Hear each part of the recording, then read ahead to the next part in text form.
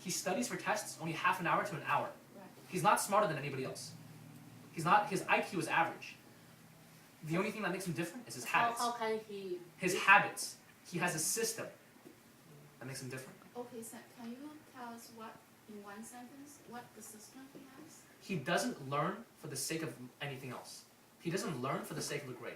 He doesn't learn because he cares about his classes. He doesn't learn because he wants a good GPA. He learns because he wants to learn.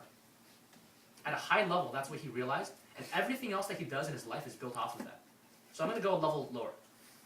Overarching, his philosophy about life is learn for the sake of learning. What does that mean? That means when you don't know how to do something, learn how to do it.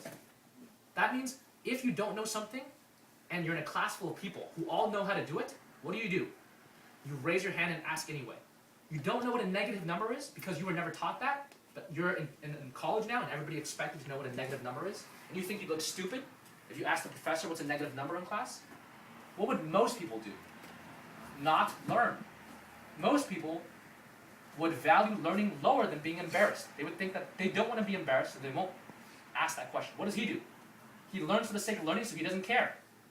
Being embarrassed doesn't matter if you don't care about being embarrassed. That's not as important to you. He asks these questions. When he studies, he doesn't study for the sake of being able to spit out the questions to a test and the answer to the test. He studies because he really cares about learning exactly what's going on. So maybe he's studying history. He comes across this passage about his famous historical figure.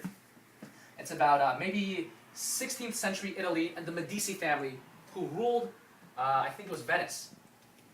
He reads about the Medici family. There's a quote in the Medici family's passage that relates to something completely different that happened in, let's say, China.